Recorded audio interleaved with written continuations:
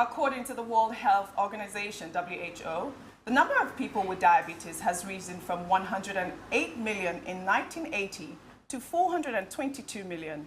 Its prevalence has been rising more rapidly in middle and low-income countries in recent times, and WHO projects it will be the 7th leading cause of death in 2030.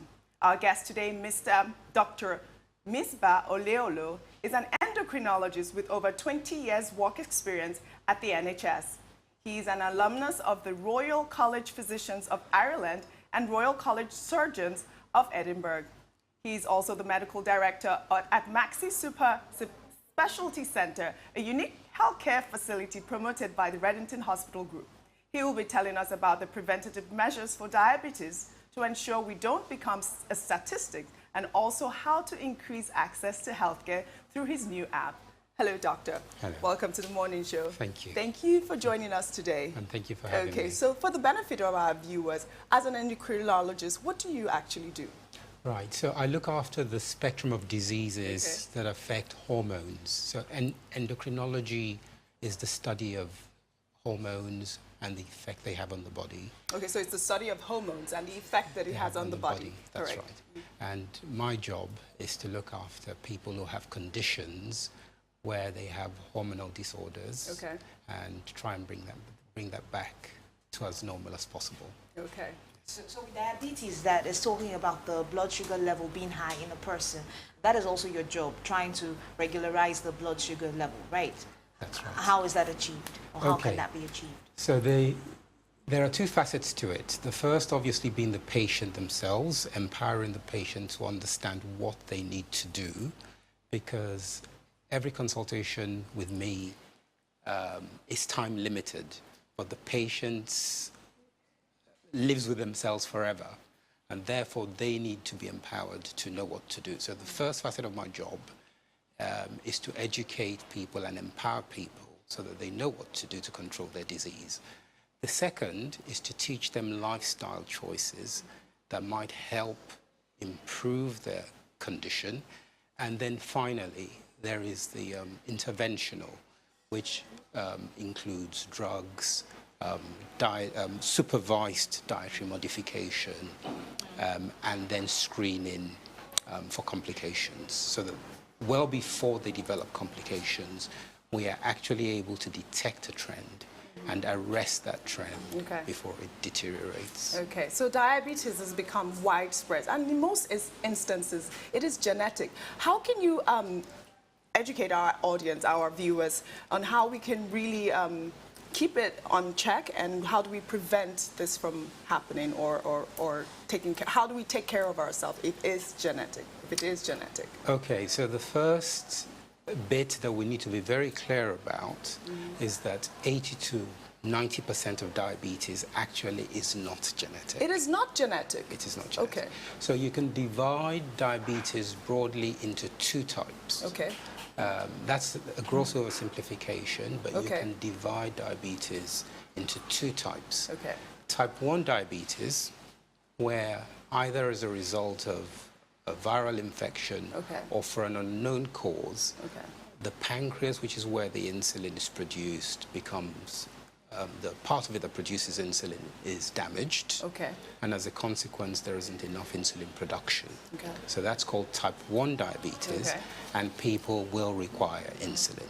What will they require? Insulin. Insulin is the replacement of the hormone that they don't have available, or that they don't have in sufficient quantities. The second type of diabetes, called type 2 diabetes, is more related to insulin resistance. That means at the start of the disease, there is actually enough and probably slightly excessive amounts of insulin, but the body is less responsive to the insulin. And as a result of that, it turns out to have the same effect as not having insulin at all. Why does the body resist the insulin? Okay, that's a good question, which then comes to our little talk about it being genetic. Now, there are a few genetic syndromes that can lead to diabetes, but at best they're 1 to 2% of diabetes. 80 to 90% of diabetes, as I said, is of the type 2 variety, which is often related to obesity, and insulin resistance. So what happens when people become obese? They store fat in various places, and that affects the way the insulin, which moves blood glucose into the cells, affects the way insulin functions. It prevents it from doing its job. So, back to the question of it being genetic. Yes, because when we go to the hospitals, they always ask, do you have diabetes in your family? What is the essence of that section on the question? Because you've defeated a myth that it's not genetic. Only 2%, correct, is genetic. So what is the essence of that section in the form where we have to answer? Right. So people generally tend to look like their parents. Okay. And therefore, if you come from a family where everyone's chubby, you're very likely to be chubby. And if you are chubby, you're very likely to have type 2 diabetes. Well, that's not correct. There is a higher chance of developing type 2 diabetes. Okay. So if you find someone who's looking a little bit on the rotund side, it is useful to know what's happening in their family, because if they have a family history, then the chances are the combination of environmental and genetic factors will conspire against them to tip them over into diabetes if they don't take the proper There's also right step. Gestational, right? Diabetes. There's also gestational diabetes. Tell us about that. Right, so gestational diabetes is diabetes that occurs in pregnancy. Now, pregnancy, as you know, is a normal state. However, there is a change in the hormonal profile, and that hormonal profile, one of the major hormones is something called human placental lactogen, which creates a state of insulin resistance. In addition, the deposition of fat in some areas, because you generally find that as people get pregnant, from keeping more fluid on board and fat deposition, they become slightly more heavy, they become heavier and they become rounder. So gestational diabetes is a consequence of pregnancy due to the hormonal profile, which then tips people over into diabetes. It often is limited by pregnancy, which means once the baby is delivered, that person actually, in vast majority of cases, returns to normal. However, the recommendation is for people who've had gestational diabetes 6 weeks after they've delivered their children, they should go in for a formal test to see if they remain diabetic. Are there complications that could arise from this kind of diabetes when a woman is pregnant? There are. If it occurs really early in pregnancy, during the stage where organs are being formed, so usually that takes place in the first 2 months of pregnancy, then the children or the infant or the developing fetus is at risk of congenital abnormalities. That means abnormal organs being formed. That could include anything from holes in the heart, defects of the spinal cord, and a variety of other abnormalities. So there is a predisposition or a risk of developing abnormal organs. There is also a risk that the child would be larger than normal because there is an excess of sugar banging around in the mother's circulation, which is what spills over into the child's blood supply through the placenta. And as a consequence of that, the risk then is that at delivery, you have a child who's bigger than they should be for the age, making delivery difficult and probably increasing the risk that they may need an operative delivery if they develop. So let's talk about preventative measures. Are there any that can actually help us so we don't even have to treat diabetes? Okay, so a variety of things that we can do. First is having a clear idea of what we eat. In this modern world where food and fast food is available and convenience food is available, a lot of those things are calorie rich. Okay. And by that I mean the average individual is expected to eat 2,500 calories for a man. Oh, I thought it was 1,500 for some reason. Right. 1,500 meets your basic needs. However, for a man, you need about 2,500, and for a lady, about 2,000. Now, if you have the equivalent of 3 bottles of Coke or 3 cans of Coke, In a day. that's about 500. If you have a good plate of rice with fried plantain, you're probably touching 1,000. And if you eat that 3 times a day, you'd very easily get to 3,000 kilocalories. Yes. So the first thing that we need to be aware of is what we're eating, smaller portion sizes, to be conscious of the carbohydrate content of what we eat, more fruit and vegetable, and more exercise. Like you talked about earlier, you talked about lifestyle change. Tell us what we need to inculcate into our lifestyle. You talked about the diet, of course, there's exercise. What else do we need to know? Right. So lifestyle change is we need to go back almost to the diet of our ancestors. And by that I don't mean we should all eat what morsel food, which we call swallow in this part of the world, as in eba, amala, and that sort of stuff. We should be aware of the fact that the first step is smaller portion sizes. The second step is that as an adult, we should generally exercise at least 30 minutes a day, 3 times a week. So 30 minutes of exercise a day, 3 times a week. That does not mean going to the gym. It could just mean walking around your neighborhood for 30 minutes at a brisk pace, and you need to do it regularly. And also, after a certain age, you need to be aware that you're not young anymore, and therefore you need screening programs to detect some of these things early. So I generally say from the age of 40, you need to pay very close attention to your health and have a yearly screen just to make sure the body's working fine. Okay, so let's talk about this new app you created to increase access for healthcare for Nigerians. Let's talk about that.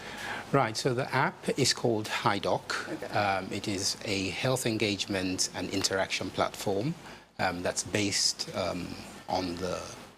that's presently available on Google and app stores. Okay. And the whole idea is, in this country, there was a recent study that was carried out looking at health efficiency or healthcare efficiency or the health system efficiency in 191 countries.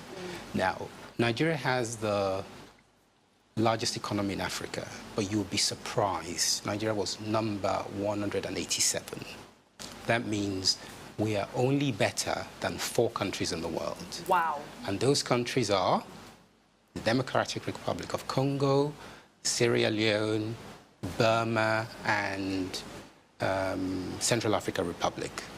So if you think about Chad, Niger, Mali, Gambia have a far more efficient healthcare service than we do. So the idea, therefore, was that what are the problems that we need to address?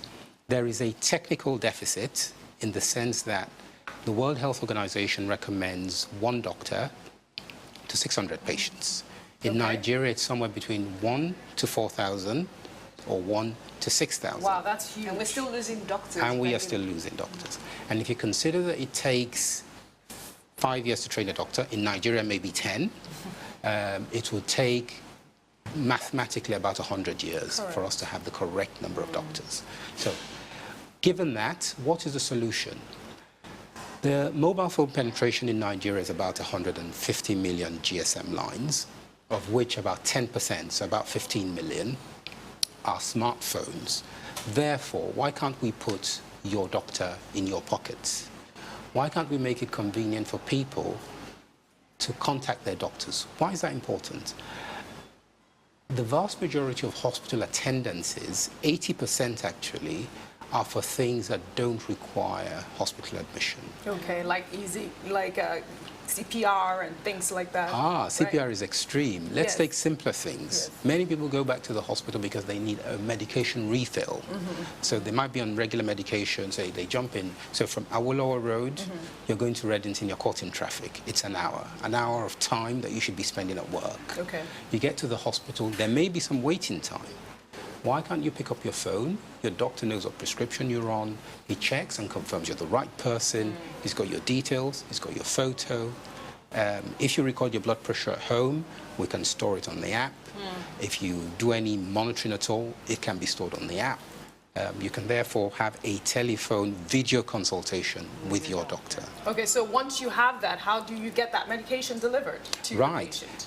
So what we've done is to create an ecosystem that allows the doctor-patient interaction produce certain outcomes. It could be reassurance, or it could be you need to go to a hospital because this is not something we can solve over the phone. Or it could be a prescription, which then goes to electronically to one of our partner pharmacies, and you can either arrange to pick that prescription up yourself, or it can be delivered to you by one of our dispatch riders. How many doctors assignments the app already? Okay, so at the moment there is a group of diaspora doctors that we're hoping to engage. The app is being piloted at the moment, so the work force is very minimal to cope with just the pilot. So at the moment we've got a skeletal service of myself as lead consultant and 10 doctors. So what is the capacity? What are you hoping the capacity will be for this app in the future? So eventually what we're hoping to do is build a robust ecosystem. And by that I mean I would want anyone in any remote part of Nigeria to be able to access HiDoc. But how will that work? When you say remote, I'd like us to even address that, because there are people in the rural areas who don't use smartphones, even the people in urban areas who don't use smartphones. How are you going to capture those people? Are they going to be completely left out? Absolutely not. So what we've done is, I was in Ogun State this weekend in a community health center, and the arrangement we have with them is that we will provide a cheap smartphone. The app will be enabled on the cheap smartphone.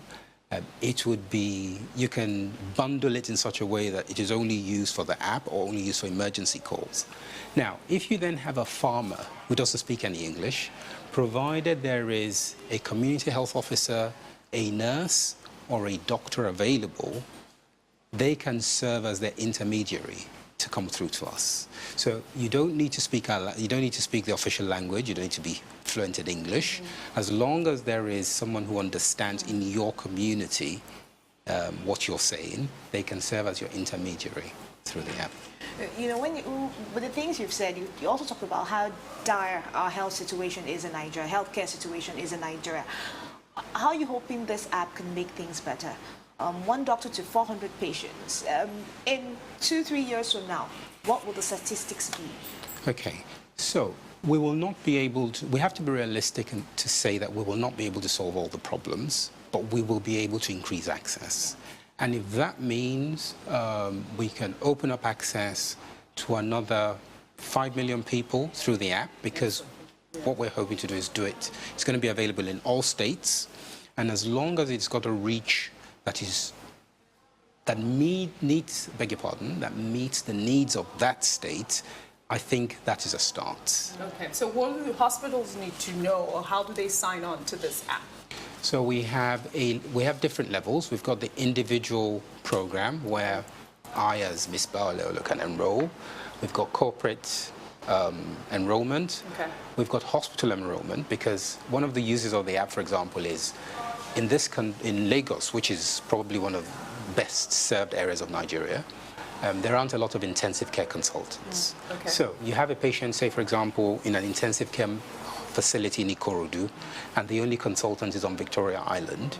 You can use the app to consult with the intensive care consultant. He looks at the data, he looks at the parameters, and he gives some advice. So we've got individual programs, corporate programs, programs for hospitals, and programs for states. Okay, so where can they find your app? If they go onto Google Store or into the App Store, they look for HiDoc, H-I as in hello, D-O-C with an exclamation mark. Okay, well, thank you so much for joining us. Thank you very on much the for show. having me. It was very informative. Now I've learned about diabetes. Thank you very much. All right, we hope Thanks. to have you come again on our show. Many thanks. Time now for a short break. When we return, we'll have Stephanie Coca review what's trending around the world. Stay with us.